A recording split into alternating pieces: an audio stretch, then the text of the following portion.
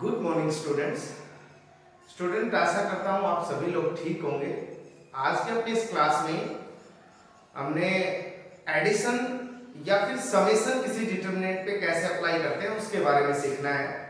और जैसा कि हम जानते हैं कि लास्ट क्लास में हमने प्रॉपर्टीज ऑफ डिटरमिनेंट से रिलेटेड बहुत सारे क्वेश्चंस किए थे।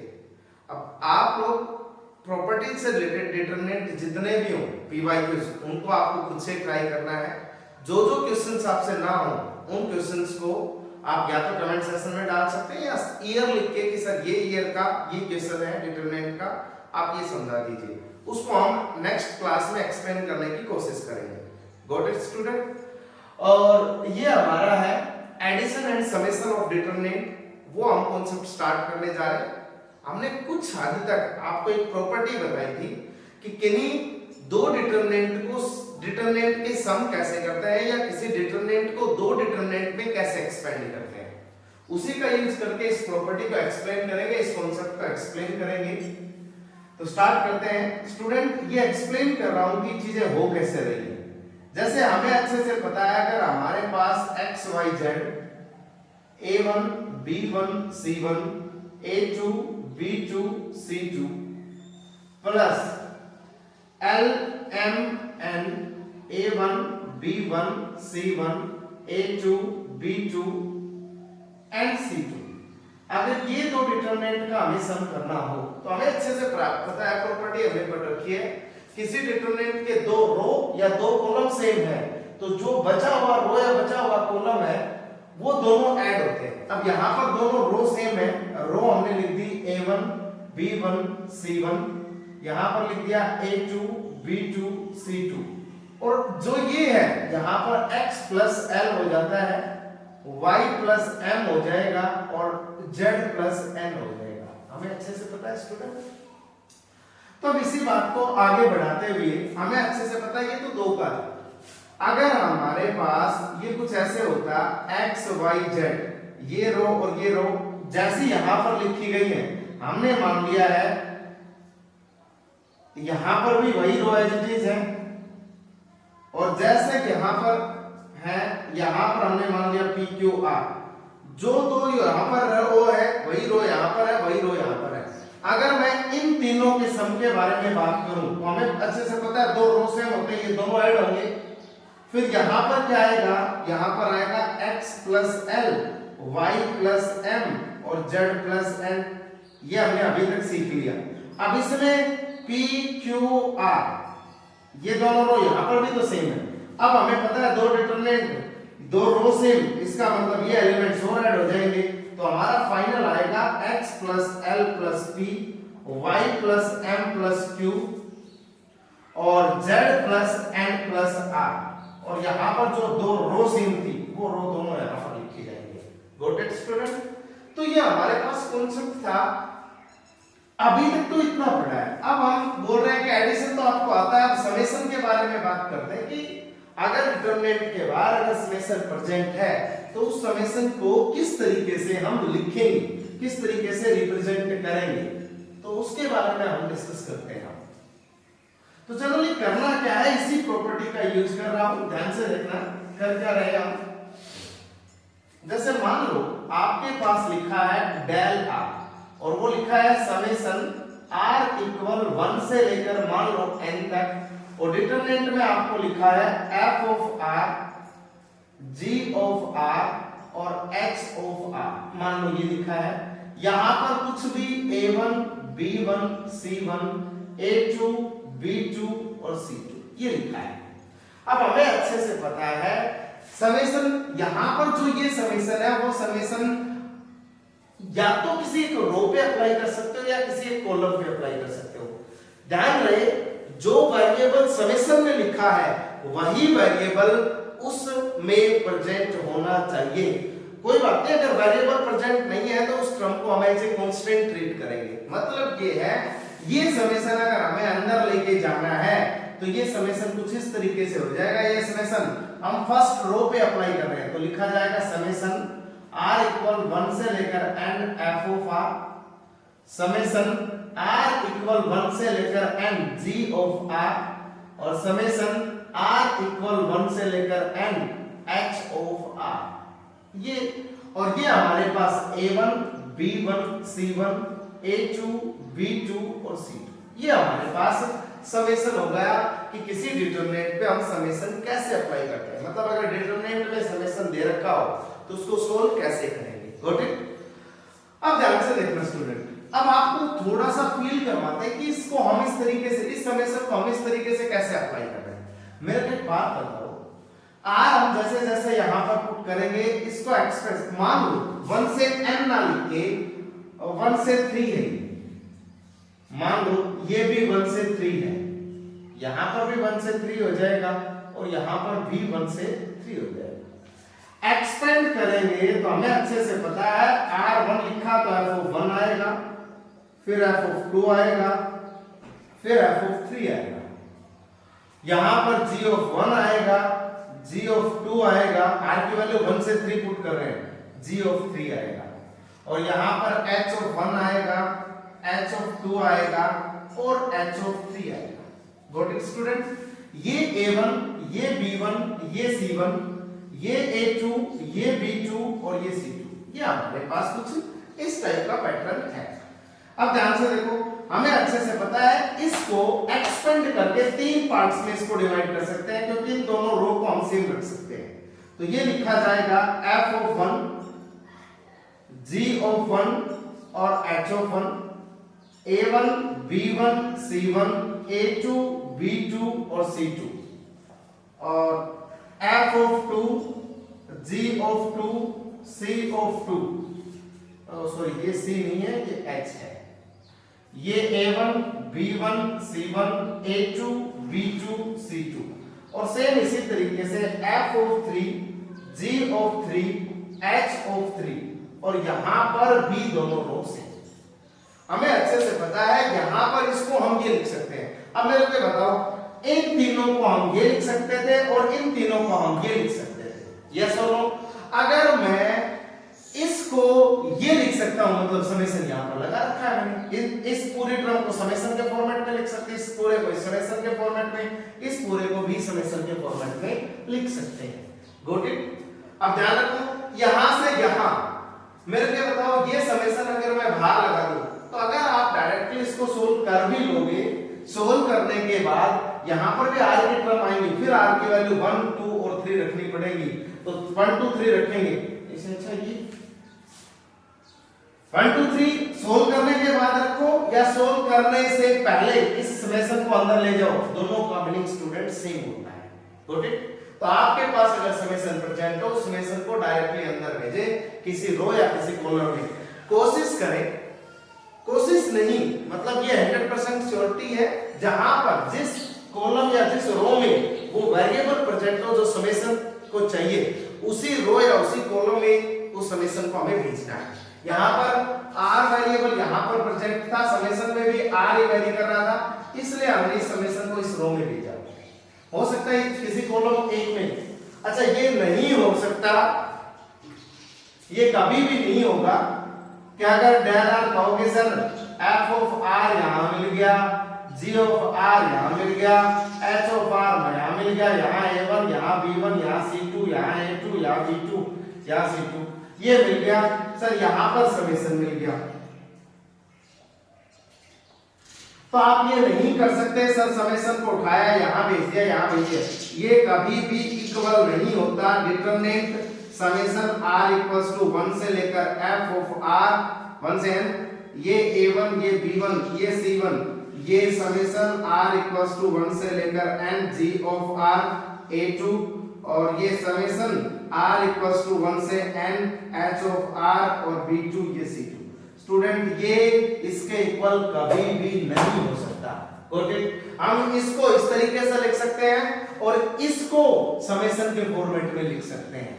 तो ध्यान रहे, इसको इस तरीके से तभी लिख सकते हैं जब इसकी दो रो सेम है। इसको इस तरीके से कब लिख पाए हैं? जब इसकी दोनों रो क्या है? सेम। जब दोनों रो सेम है तो तीसरी रो ऐड हुई है, और ऐड हुई है तो इस फॉर्मेट को हमने इस तरीके से लिखा है। Got it student? तो ये कभी भी नहीं हो सकता कि आप इस तरीके से लिख पाओ, नहीं, ये गलत है। तो ध्यान रखना, इस समेशन को हम इस तरीके से किसी रो या किसी कॉलम में लेके जाएंगे। बाकायदा ध्यान रहे, जो समेशन पे वेरिएबल वेरी कर रहा है वो वेरिएबल उस रो या उस कॉलम में प्रेजेंट होना चाहिए। एक तो क्वेश्चन करवाते हैं जिससे आपको ये आपका ये कॉन्सेप्ट आपका स्ट्रॉन्ग हो जाएगा। Got it student? तो स्टूडेंट ये अपना समेशन ऑफ डिटरमिनेंट से रिलेटेड एक क्वेश्चन P by Q है जो कि जेईई मेंस 2023 में आया हुआ है। अच्छा क्वेश्चन है। Let dk that is equals to this determinant if k equals to 1 से लेकर n dk equals to 96 then n is equals to. Student आपसे n की वैल्यू पूछी गई है। इस डिटरमिनेंट ये डिटरमिनेंट दे रखा है, इसके समेशन की वैल्यू 96 है।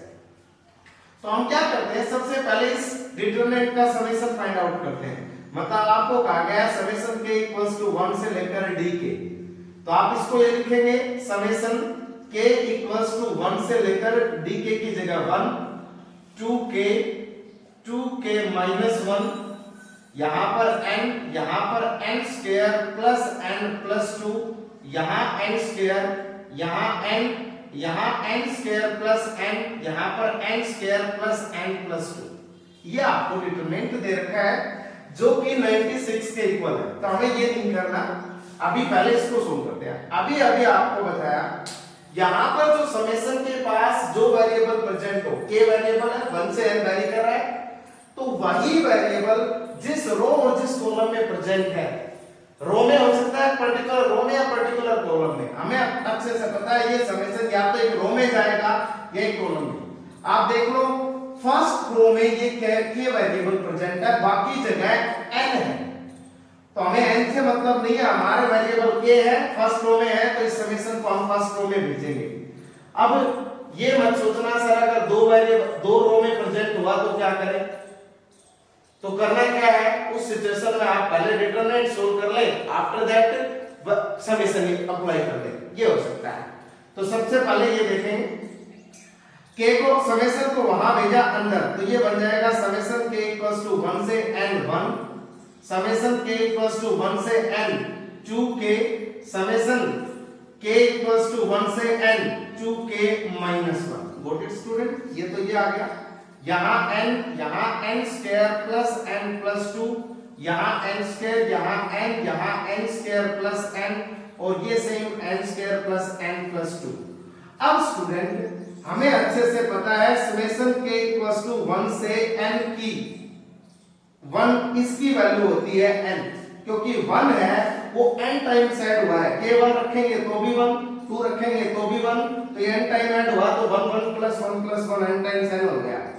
ये समेशन k इक्वल्स टू 1 से लेकर n 2k, तो 2 टाइम्स समेशन ये कांस्टेंट बाहर k इक्वल्स टू 1 से लेकर n और n, और इस समेशन की जो वैल्यू होती है स्टूडेंट वो होती है n into n minus 1, sorry n into n plus 1 divide by 2। Student ये वैल्यू होती है। तो अब ध्यान से देखें 2 से 2 कैंसिल हो गया, हमारे पास आ गया n स्क्वायर प्लस n। तो इसको हम डायरेक्टली लिख रहे हैं, चलो ये लिख दिया, कैलकुलेशन की हुई है और कोई बात नहीं है। इसी तरीके से हम लिखेंगे समेशन k इक्वल्स टू 1 से लेकर n 2k माइनस 1। अच्छा ये यहां पर ध्यान से देखोगे तो स्टूडेंट ये ओड नंबर्स का कहीं ना कहीं सम दे रखा है। 1 रखेंगे, मान लो k की जगह 1 रखा तो 1 आ गया, 2 रखा तो 3 आ गया, और 3 रखा तो 5 आ गया। इसी तरीके से n रखोगे तो 2n माइनस 1 ही आएगा, k की जगह n रखोगे। और ये हमें पता है n ओड नंबर्स का सम है और इसकी वैल्यू डायरेक्टली n स्क्वायर होती है। किसी को डाउट हो तो ये sum of n terms of ap है, इसमें सम ऑफ ap का फॉर्मूला लगा के भी आप इसको डेराइव कर सकते हैं। मतलब ये है कि ये जो समेशन, ये जो डिटरमिनेंट है वो बन गया 1, इसकी जगह n, इसकी जगह n स्क्वायर प्लस n, इसकी जगह n स्क्वायर, ये हमारे पास n दे रखा है, यहां पर n square plus n plus 2 है, यहां n स्क्वायर है, यहां n है, यहां n स्क्वायर प्लस n है, यहां n square plus n plus 2 है। अब स्टूडेंट इसको सोल्व करते हैं। सोल्व करने के लिए यहां पर सभी जगह n n n प्रेजेंट है, तो हम क्या करते हैं, ये एक रो नहीं सॉरी कॉलम में प्रेजेंट है, तो इस n को हम पहले कॉमन लेंगे, ये कॉमन ले लिया n। Got it student? किसी को डाउट नहीं होना चाहिए n कहां से आ गया। अब तीनों जगह 1 1 प्रेजेंट है। हम क्या करते हैं तो ऑपरेशन लगा देते हैं R1 में R1 माइनस R2 और इसी तरीके से R2 में R2 माइनस R3। अब कहोगे सर पहले तो आप ऑपरेशन लगाते थे R2 में R2 माइनस R1, कोई दिक्कत नहीं है भाई, ये लगा दो, हमें तो कोई परेशानी नहीं है अगर आपको परेशानी नहीं है तो। और इसी तरीके से R3 में ऑपरेशन लगाते थे R3 माइनस R1, लो भाई उसी तरीके से ऑपरेशन हमने दोबारा लगा दिए। ये आ गया n times determinant, row first कुछ नहीं ऑपरेशन लगा रखा, ये as it is.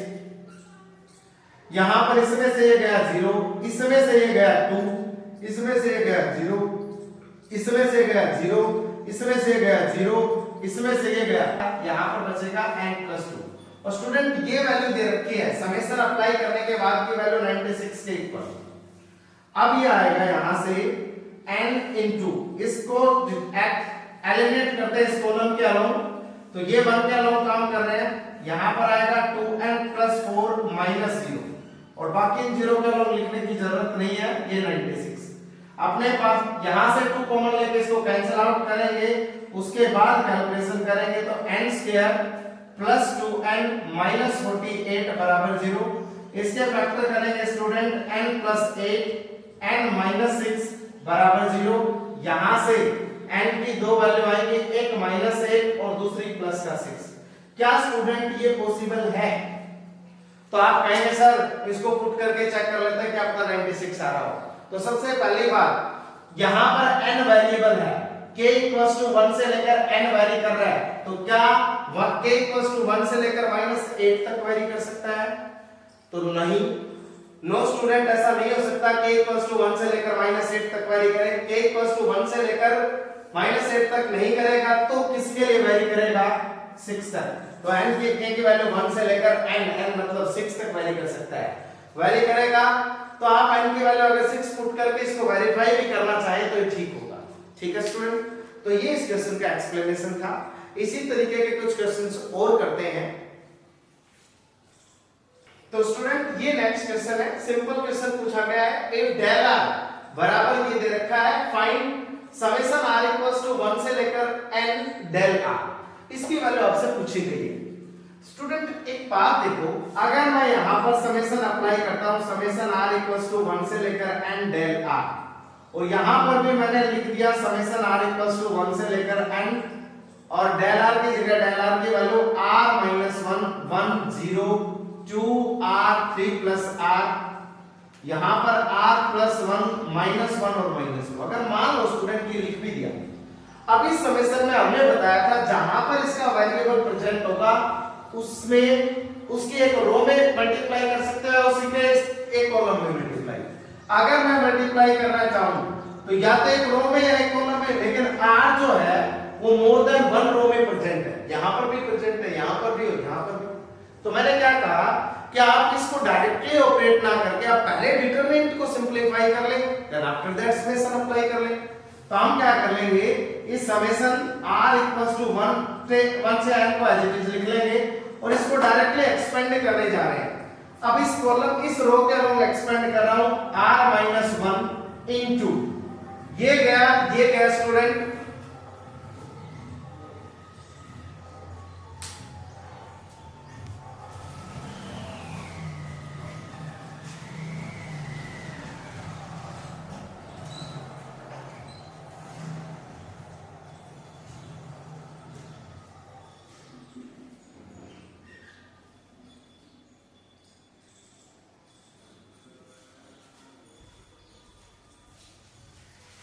sorry for disturbance students, r - 1 ये रहा, ये कॉलम ये रो खत्म, इसको इससे मल्टीप्लाई करेंगे माइनस का 2r, इसको इससे मल्टीप्लाई करेंगे माइनस माइनस प्लस हो जाएगा, फॉर्मूले के अकॉर्डिंग ये 3 + r हो जाएगा। अब 1 के अलावा काम करेंगे -1 फॉर्मूले के अकॉर्डिंग, ये गया 2 - 2 -4, इसको इससे मल्टीप्लाई करेंगे, एक माइनस मैंने पहले लगा दिया, इसको इससे मल्टीप्लाई कर लो डायरेक्टली 3r, और इसको इससे करेंगे तो प्लस का r², इसको इससे करेंगे प्लस का 3 और प्लस का r, ये हमारे पास स्टूडेंट 5 आएगा। अब देखो समेशन बाद में अप्लाई करेंगे, पहले अंदर की वैल्यू को कंप्लीट वेरीफाई कर लेते हैं कि आया क्या। इसको इससे मल्टीप्लाई करने से पहले इसको थोड़ा सा सोल्व करेंगे। r माइनस 1 इसको रफली सोल्व कर रहे हैं। माइनस का r प्लस का 3 माइनस, अच्छा इस माइनस को अंदर लेके जाएंगे, plus 4 plus 3r plus r 4r plus r square plus 3। अब एक बार इसको मल्टीप्लाई करेंगे, माइनस का r स्क्वायर प्लस का 3r प्लस का r स्क्वायर माइनस का r स्क्वायर प्लस का 3r माइनस का r और प्लस माइनस का 3 प्लस का 4 प्लस का 4r प्लस का r स्क्वायर प्लस का 3, 3 से 3 कैंसिल आउट। अब ध्यान से देखो स्टूडेंट, r स्क्वायर से r स्क्वायर कैंसिल आउट, 3 और 4 7, और ये माइनस r ठीक है या गलत है? मिस्टेक है स्टूडेंट। माइनस 1 को माइनस r से करेंगे तो प्लस r आएगा, तो 3 4 7 प्लस 1 8, यहां पर 8r है और यहां पर प्लस 4 बचा है। मतलब इस कंप्लीट को सोल्व करने के बाद 8r प्लस 4 आया, ये हमारे पास स्टूडेंट आया इसको सोल्व करने के बाद। अब हम यहां पर सिंपलीफाई समेशन अप्लाई करेंगे तो ये आएगा 8 times summation r equals to 1 से लेकर n r प्लस समेशन और 4 r इक्वल्स टू 1 से लेकर n। इस 4 को बाहर भी लिख सकते हो, यहां पर 1 लिख दो। अब ध्यान से देखना, 8 मल्टीप्लाई बाय समेशन r की वैल्यू होती है n into n plus 1 divide by 2 plus, और समेशन 1 की वैल्यू होती है n, तो ये n लिख दिया। 2 से इसको कैंसिल आउट करेंगे, 4 टाइम्स कैंसिल आउट होगा, 4n स्क्वायर, इसको अंदर मल्टीप्लाई कर रहा हूं directly, plus 4n plus 4n, मतलब 4n स्क्वायर प्लस 4 और 4 8 है। ये हमारे पास फुल एंड फाइनल आंसर इस डिटरमिनेंट का स्टूडेंट। इसकी वैल्यू आपसे पूछी थी, ये हमने वैल्यू निकाल दी है, सॉरी इसका आंसर है full and final. Got it student? तो ये तो हमने पढ़ा है समेशन। अब आपको अगर अभी पहले इंटीग्रेशन पढ़ेंगे फिर डिफरेंशिएशन पर चलेंगे। इंटीग्रेशन चैप्टर नहीं पढ़ रहे स्टूडेंट, बेसिक इंटीग्रेशन और बेसिक डिफरेंशिएशन आपको आता है, उसी का यूज करेंगे थोड़ा थोड़ा। डिटरमिनेंट में इंटीग्रेशन कैसे अप्लाई करते हैं, डिफरेंशिएशन कैसे अप्लाई करते हैं, पहले इंटीग्रेशन पढ़ लेते हैं। तो एक बार थोड़ी देर के लिए आप इस बात को समझ लो, इंटीग्रेशन और समेशन दोनों सेम थिंग्स होती हैं, ये दोनों सेम सेम होते हैं। जब आप इंटीग्रेशन को पढ़ने के बाद इसके एप्लीकेशन पार्ट पे जाओगे तो आपको फील होगा अच्छे से कि कहीं ना कहीं इंटीग्रेशन कुछ नहीं है, एक समेशन है। समेशन किसका है? छोटे छोटे एरियाज को कलेक्ट करके लिखने का। समेशन रिप्रेजेंट करता है किसी एरिया का, किसी रीजन का एरिया फाउंड करने के लिए यूज किया जाता है। और समेशन अगर उस एरिया को छोटे छोटे पार्ट में डिवाइड करके उनको ऐड करने लग जाए तो वो भी एरिया को ही रिप्रेजेंट करता है। ठीक है स्टूडेंट? तो कहीं ना कहीं समेशन और इंटीग्रेशन सेम थिंग्स होती हैं। तो जैसे समेशन अप्लाई होता है वैसे ही इंटीग्रेशन अप्लाई होगा। दैट मींस समेशन हम जैसे किसी एक पर्टिकुलर रो या एक पर्टिकुलर कॉलम पर अप्लाई करते हैं, उसी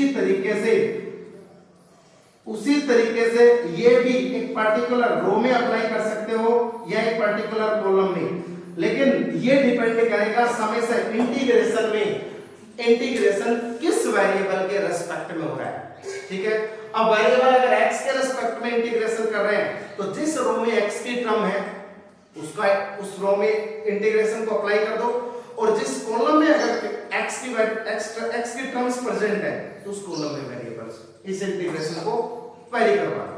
अब स्टूडेंट इंटीग्रेशन के एक दो एग्जांपल करते हैं ताकि आपको इंटीग्रेशन भी अप्लाई करना आ जाए अच्छे से। तो एग्जांपल है, तो स्टूडेंट ये एक सिंपल एग्जांपल है जिसमें आपको कहा गया है fx से दे रखा है, उसमें आपको वैल्यू फाइंड करनी है इंटीग्रेशन fx dx। मतलब fx ये है, आपसे पूछा गया है fx dx, इस फंक्शन पे इंटीग्रेशन अप्लाई करना है। अब ये इंटीग्रेशन आपको मैंने बताया यहां इंटीग्रेशन लगाने की जरूरत है नहीं, इस इंटीग्रेशन को हम किसी एक रो में भेज सकते हैं, किसी एक कॉलम में। अब मेरे को एक बात बताओ, यहां पर x की टर्म्स अगर प्रेजेंट है तो आप क्या करो, डायरेक्टली इस इंटीग्रेशन को उठाओ और यहाँ पर भेज दो। तो भेजने का मीनिंग ये हो गया, यहाँ पर डिटरमिनेंट ये आ गया x dx, ये आ गया cos x dx और ये आ गया cos square x dx। Got it student? यहाँ पर आ गया 2, यहाँ आ गया -1, यहाँ 0, यहाँ 3, यहाँ 5 और यहाँ 0। अब ध्यान से देखना स्टूडेंट क्या होगा, इसको सोल्व करते हैं। डिटरमिनेंट मैं ये समझ के चलता हूँ x का इंटीग्रेशन आपको पता है, नहीं पता तो मैं डायरेक्टली यूज कर रहा हूँ। जब इंटीग्रेशन आपको आपके सामने आएगा तो आप उस इन फॉर्मूलों को अच्छे से पढ़ पाएंगे। x का होता है x² 2, cos x का होता है प्लस का sin x और cos square x को स्टूडेंट हम लिख सकते हैं 1 plus cos 2x divide by 2। अब अगर सॉरी स्टूडेंट अगर मैं ये लिख लेता हूं 2 टाइम्स, तो यहां पर भी 2 टाइम्स लिखा जाएगा और 2 टाइम्स cos square x को हम ये लिख पाएंगे। और ये लिखने के बाद आपको अच्छे से पता है 1 का इंटीग्रेशन x, cos 2x का integration sin 2x divide by 2, तो ये आ जाएगा x प्लस sin 2x और sin 2x के नीचे 2 आएगा। ध्यान रखना 1 का x cos 2x का sin 2x और यहां जो x के मल्टीपल में होगा वो डिवाइड में आ गया 2। ठीक है, बाकी चीजें सेम रहेंगी 2 -1 0 3 5 एंड 0। इसको सोल्व करेंगे, इसके अलावा एक्सपेंड कर देते हैं स्टूडेंट। क्या आया, ये गया, लेकिन इससे पहले x plus sin 2x divide by 2 हमने लिख लिया है। अब ये गया, इसको इससे मल्टीप्लाई करेंगे 10, इसको इससे मल्टीप्लाई करेंगे प्लस का 3, ये आ गया 13, तो आ जाएगा 13 डिवाइड बाई 2 कैसे लिखा, इसका एक्शन लेने के बाद यहाँ आएगा 2x और यहाँ आएगा sin 2x। ये हमारे पास इस इंटीग्रेशन का इस डिटरमिनेंट की वैल्यू है, लेकिन आपसे पूछा गया है इंटीग्रेशन fx dx, मतलब ये वैल्यू जो है ये इसके आंसर है integration fx dx। Got it student? तो जैसे समेशन अप्लाई होता है वैसे ही क्या होता है इंटीग्रेशन अप्लाई। लेकिन डेरिवेटिव में बहुत कुछ अलग है स्टूडेंट। डेरिवेटिव को कैसे अप्लाई करते हैं कैसे नहीं करते हैं इसको हम अच्छे से देखते हैं। तो स्टूडेंट ये हमारा नेक्स्ट क्वेश्चन है और इस क्वेश्चन के बाद हम किसी डिटरमिनेंट का डिफरेंशिएशन किस तरीके से करते हैं उसके बारे में डिस्कस करेंगे। इंपॉर्टेंट क्वेश्चन है, जेईई एडवांस के लेवल का क्वेश्चन है, जबरदस्त क्वेश्चन है स्टूडेंट। ध्यान से देखना, स्टूडेंट में पूछा क्या गया है, ये डिटरमिनेंट दे रखा, आपको कहा गया इनकरेक्ट स्टेटमेंट बताओ, इन चार ऑप्शन में से कौन सी इनकरेक्ट स्टेटमेंट है। करेक्ट नहीं पूछिए, इनकरेक्ट पूछिए। अब हम चेक करना स्टार्ट करते हैं। स्टूडेंट सबसे पहले इस डिटरमिनेंट की हम वैल्यू लिखते हैं कि डिटरमिनेंट एक्चुअली बनेगा क्या। तो हम इस रो के अलोंग एक्सपेंड करते हैं a1 इनटू इसको इससे मल्टीप्लाई किया b2c3 minus c2b3 minus a2 into ये गया b1c3 minus c1b3 plus a3 के अलोंग काम करते हैं a3 इनटू ये गया b1c2 माइनस c1b2। ये हमारे पास डिटरमिनेंट की वैल्यू है। इसको थोड़ा सा अच्छे से लिखते हैं स्टूडेंट, जो पॉजिटिव टर्म्स है उनको इकट्ठा लिखते हैं, नेगेटिव है उनको इकट्ठा। a1 b2 c3 यहां से पॉजिटिव आएगी, यहां से पॉजिटिव आएगी प्लस a2 c1 b3। ठीक है स्टूडेंट, या फिर इसको लिख सकते हो a2 b3 और c1 और इसके बाद यहां से आएगी a3 b1 और c2। ये तो एक प्लस की टर्म, फिर बीच में माइनस और फिर यहां पर आएगा माइनस, ये आएगा a1 c2 b3, यहां a2 b1 c3, यहां a3 c1 और b2। हमने इस डिटरमिनेंट को कुछ इस तरीके से लिखा है, ये माइनस बाहर लगा रखा है तो इन दोनों जगह प्लस आ जाएगा। Got it student? अब ये हमारे पास डिटरमिनेंट है, चार कंडीशन अलग अलग दे रखी हैं, आपसे पूछा गया है इनमें इस डिटरमिनेंट की मैक्सिमम वैल्यू कब और क्या होगा। अब स्टूडेंट ai bi ci मतलब a1 b1 c1 a2 b2 c2 a3 b3 c3 सभी कहां से बिलोंग कर रहे हैं, -1। पहले ऑप्शन के बारे में डिस्कस कर रहे हैं। फर्स्ट ऑप्शन के बारे में। अगर ये सारे -1 और 1 से बिलोंग कर रहे हैं तो मेरे को एक बात बताओ स्टूडेंट, -1 और 1 से बिलोंग कर रहे हैं तो ये जो डिटरमिनेंट है यहां पर जो ये लिखा गया है, मैं ऊपर वाले को साफ कर रहा हूं ताकि मैं कुछ वैल्यूज यहां पर लिख पाऊं, इसलिए मैंने इसको हटा दिया है और ये लिखा हुआ है। अब मेरे को एक बात बताओ स्टूडेंट, अगर जो इनपुट है डाटा यहां पर A1 A2 A3 B1 B2 B3 C1 C2 C3 -1 और 1 से लेना है तो इसकी मैक्सिमम और मिनिमम वैल्यू क्या हो सकती है? यहां पर जो वैल्यू आएगी या तो -1 आएगी या 1 आएगी, आप कुछ भी पुट करो, या तो -1 मिलेगा या फिर आपको क्या मिलेगा? 1 मिलेगा। इसी तरीके से यहां पर भी -1 और 1 मिलेगा, यहां पर भी -1 और 1 ही मिलेगा स्टूडेंट, गॉट इट? अब स्टूडेंट अगर -1 और 1 ही मिल रहा है सभी टर्म्स में तो अब मेरे को एक बात बताओ, इसकी मैक्सिमम वैल्यू चाहिए तो हमें अच्छे से पता है यहां पर हम पॉजिटिव वैल्यूज लेके चलेंगे, मतलब पहला केस 1 यहां पर बन जाए पहले क्रम में, दूसरे में भी और तीसरे में भी, हम तो यही चाहेंगे। और बीच में ये माइनस है, यहां पर अगर हम पॉजिटिव नंबर लेते हैं तो ये नेगेटिव की जगह मतलब 1 1 1 ले लिया तो 1 1 1 -1 1 1 0 हो जाएगा। मैक्सिमम के लिए हमें यहां -1 दे दो, यहां पर भी -1 दे दो और यहां पर भी -1 दे दो, ताकि -1 -3 मल्टीप्लाई 1 -1 +3 ये +6 आ जाए तो मैक्सिमम हमारा 6 हो सकता है। हम यही सोच सकते हैं भाई इन सभी की जगह 1 मिले, यहां पर माइनस मिले, इस माइनस की वजह से प्लस हो जाए और सभी टर्म साइड होके मैक्सिमम यहां पर 6 मिल सकता है। Student got it? अब 6 मिलेगा कि नहीं मिलेगा इसकी गारंटी के लिए मैंने क्या किया, इस डिटरमिनेंट को कुछ इस तरीके से लिखा स्टूडेंट, A1 B2 C3, यहां पर A2 B3 C1 ताकि आपको कंफ्यूजन ना हो बाद में, A3 B1 C2 ये सभी में यूज हो जाएगा। अब यहां पर मैंने लिखा A1 C2 B3 A2 B1 C3 और यहां पर A3 C1 और B2। अब स्टूडेंट मेरे को एक बात बताओ, एक बात यहां पर इस कंप्लीट की वैल्यू हमने 1 इसकी 1 इसकी 1 इसकी -1 इसकी -1 और इसकी -1 कंसीडर कर ली, तभी ये मैक्सिमम 6 आया। अब एक बार चेक करो, अगर मैं इन तीनों का मल्टीप्लाई करता हूं तो मल्टीप्लाई करने के बाद student A1 A2 A3 B1 B2 B3 C1 C2 C3 इसमें मल्टीप्लाई करने के बाद वैल्यू मिली 1। यहां पर A1 A2 सभी टर्म्स का कहीं ना कहीं मल्टीप्लाई हो चुका है, लेकिन यहां पर अगर मैं सेम मल्टीप्लाई कर दूं तो A1 A2 A3 multiply B1 B2 B3 C1 C2 C3 है कि नहीं है? अगर है तो यहां पर मल्टीप्लाई करने के बाद क्या मिला? -1। वही डिजिट्स का मल्टीप्लाई यहां पर 1 है, वही डिजिट्स का मल्टीप्लाई यहां पर -1, मतलब 6 जो है वो नॉट पॉसिबल, जो 6 आया वो नॉट पॉसिबल, मतलब ये हो ही नहीं सकता। अब ये नहीं हो सकता मतलब ये क्रॉस कर दिया हमने।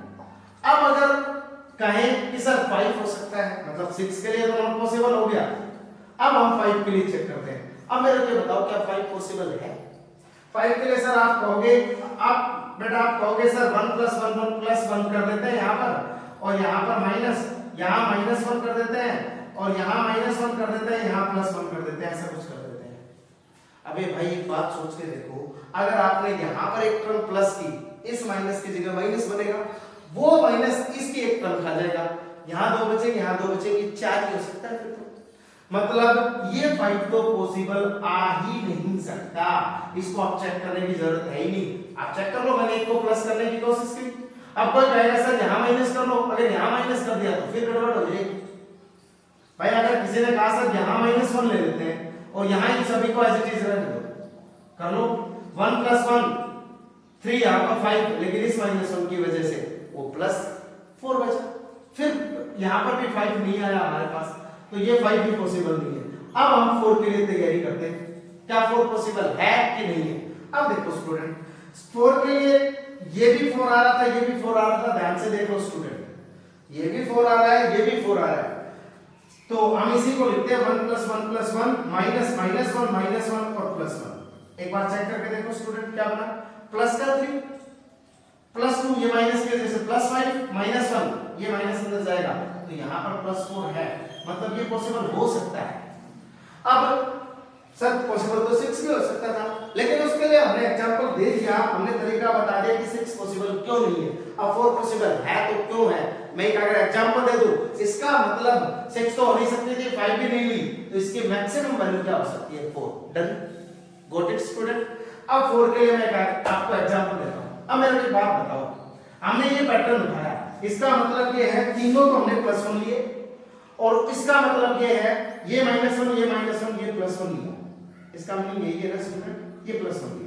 अब इनको हटाते हैं, ये हटा देते हैं, ये हटा दिया।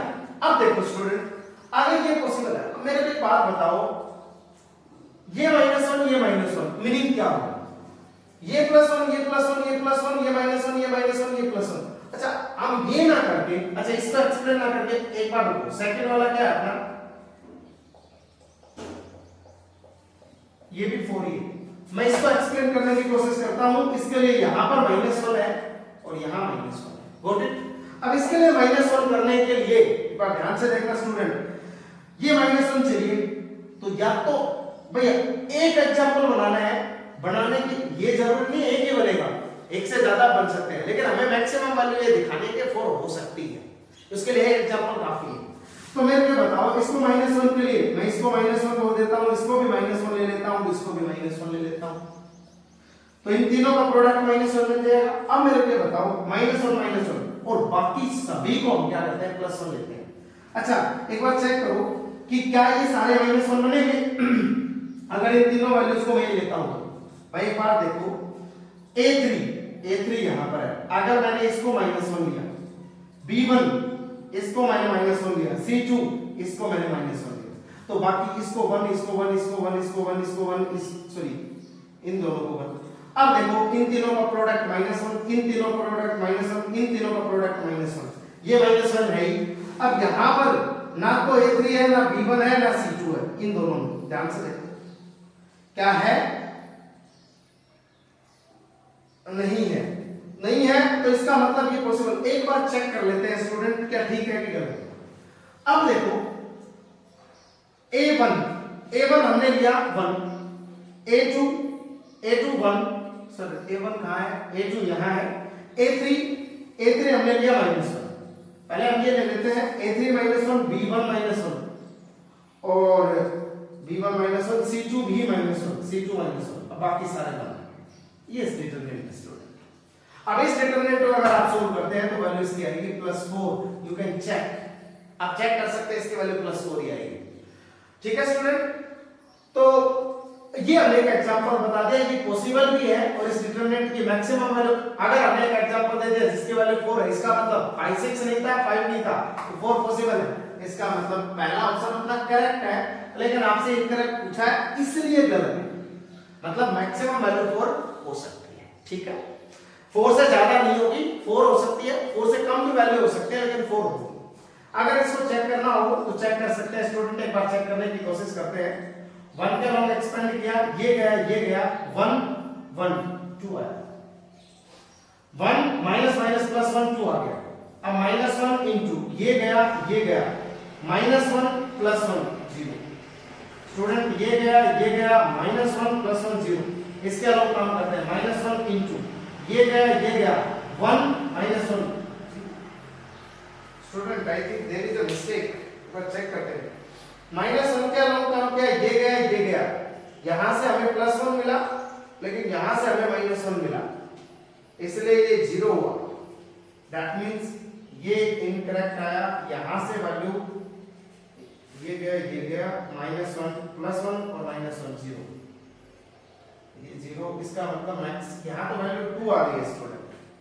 1 minute I will check, sorry student, यहां पर हमने कैलकुलेशन मिस्टेक किया है, ये 1 के अलावा हमने डाटा ठीक लिखा, 1 और +1 2 ठीक है, -1 इसके अलावा लिख रहा था, तो ये गया, इसको इससे मल्टीप्लाई करेंगे -1 आएगा, ये हमने थोड़ा सा गलत कर दिया, -1 इसको इससे मल्टीप्लाई किया और इसको इससे मल्टीप्लाई किया तो भी -1 आएगा, फिर -1 के रेस्पेक्ट में 0 आएगा।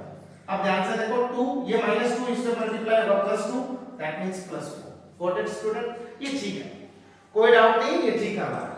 तो स्टूडेंट इसकी वैल्यू +4 डिटरमिनेंट आ गई, डिटरमिनेंट की मैक्सिमम वैल्यू +4 आ गई, ऑप्शन ठीक है, लेकिन आपसे पूछा है इनकरेक्ट स्टेटमेंट इनमें से कौन सी है, तो अपना +4 इनकरेक्ट पूछने की वजह से गलत है, वैसे इसकी मैक्सिमम वैल्यू क्या रहेगी 4 रहेगी। Got it. अब हम दूसरे ऑप्शन के लिए बात करते हैं। तो दूसरे ऑप्शन के लिए मेरे को मैं सिर्फ इनको हटा देता हूं, बाकी चीजें सेव कर लेते हैं। अब ध्यान से देखना स्टूडेंट, इनकी वैल्यूज हटा देते हैं, इनको चेंज करेंगे बस। अब देखो स्टूडेंट, यहां पर कहा गया है कि दोनों वैल्यूज कहां से लेनी है 0 और 1। अब स्टूडेंट अगर 0 और 1 लेंगे तो इनकी मैक्सिमम वैल्यू या तो 1 हो सकती है, वैल्यू या तो 1 हो सकती है 0। इनमें से एक भी 0 हो गया तो 0 हो गया, अदरवाइज सभी को क्या लेना पड़ेगा 1। यहां पर भी, यहां पर भी, यहां पर भी, यहां पर भी और यहां पर भी आपको चाहिए मैक्सिमम वैल्यू। अब मैक्सिमम वैल्यू के लिए स्टूडेंट आपके पास पॉसिबल ये है कि इसको भी 1 कर दो, पहले वाले को भी, दूसरे वाले को भी 1 और तीसरे वाले को भी 1।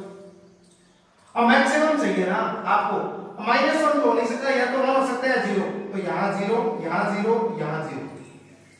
मतलब आपके अकॉर्डिंग मैक्सिमम वैल्यू जो हो सकती है सेकंड वाले केस में वो 3 हो सकती है। अब एक बार ये चेक करो 3 पॉसिबल है कि नहीं है। अब पॉसिबल होने के लिए आपको ये पता है, इसको आपने 1 लिया है, इसको 1 लिया है, इसको 1 लिया है, इसको 0, इसको 0, इसको 0। एक प्रोसेस तो ये इन तीनों का मल्टीप्लाई करेंगे तो यहां पर तो मल्टीप्लाई क्या आएगा, मल्टीप्लाई करने पे 1 मिलेगा और यहां पर मल्टीप्लाई करने पे क्या मिलेगा 0। नॉट पॉसिबल, तो यहां से भी नॉट पॉसिबल लिख सकते हैं।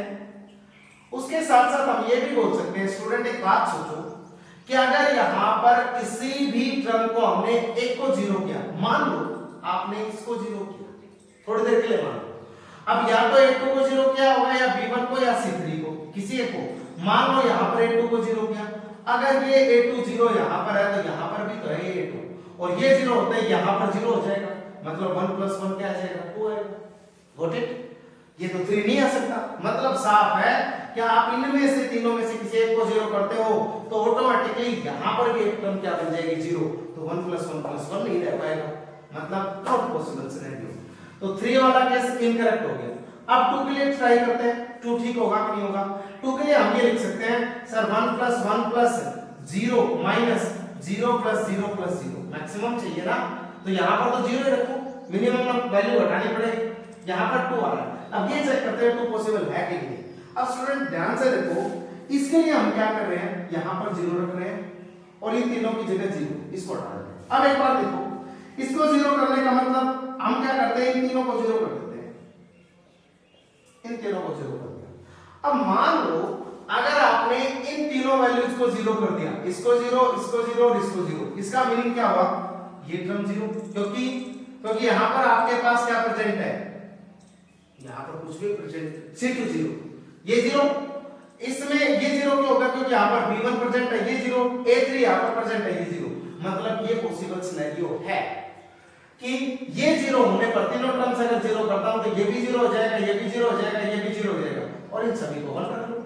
मतलब ये है कि ये 0 होने का मतलब ये 0, इसको कुछ भी रखो, इसको 1, इसको 1, इसको, इसमें ये 0, इसको 1, इसको 1 रख लो, इसमें C2 को 0 रखो, इसको 1 और इसको 1। एक बार चेक कर लेते हैं, एग्जांपल चेक कर लेते हैं कि मैक्सिमम वैल्यू तो एग्जिस्ट कर रही है कि नहीं कर रही। 1 0 1, ये 1 0 1 कैसे लिख दिया, अच्छा A1 A2 A3 B1 B2 B1 के बाद B2 की वैल्यू 1 और B3 C1 की वैल्यू, अच्छा यहां पर देख लेते ना, A3 0 है, B1 0 है और C2 0 है, या इसकी वैल्यू डिटरमिनेंट की वैल्यू स्टूडेंट 2 रहेगी। एक बार चेक करो, चेक करने के लिए इसको सोल्व करते हैं, 1 इनटू ये गया 1 इनटू 1 1, -1 इनटू ये गया, ये 0 -1, और प्लस 0 के लिए लिखना नहीं हमें, तो यहां पर 1 माइनस माइनस प्लस 1, तो इसका मतलब 2, मतलब स्टूडेंट ये 2 पॉसिबल है।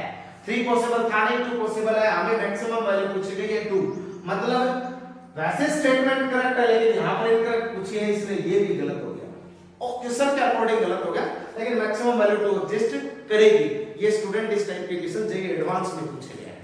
नेक्स्ट पे बात करते हैं, नेक्स्ट के लिए ध्यान से देखना स्टूडेंट, थर्ड के लिए काम कर रहे हैं।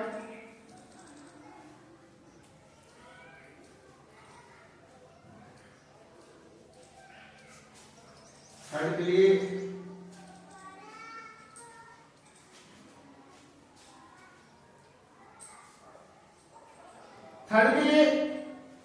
ये है हमारे पास, आपको कहा गया है AI BI CI -1 और 0, मतलब -1 और 0 अगर लेंगे तो इनका प्रोडक्ट या तो -1 मिलेगा या आपको 0 मिल सकता है, मैक्सिमम यही पॉसिबिलिटी है।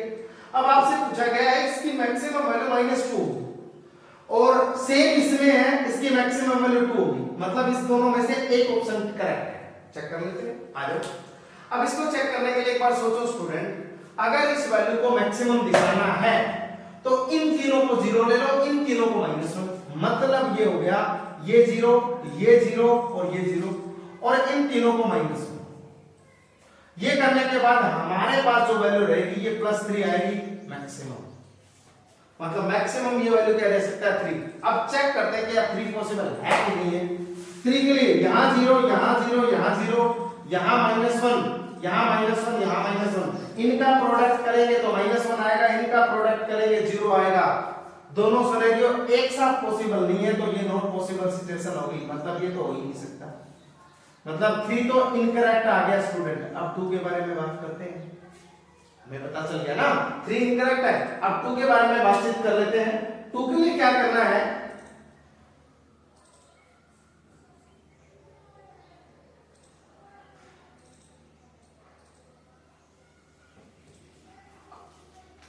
टू के लिए स्टूडेंट आप करेंगे, एक मिनट स्टूडेंट, हाँ 2 के लिए क्या करना है, एक बार 0 प्लस यहां पर स्टूडेंट अगर 0 लिख दिया मान लो, तो यहां पर -1 और +0 लिख सकते हैं, यहां पर +2 आ रहा है, कोई दिक्कत वाली बात ही नहीं है।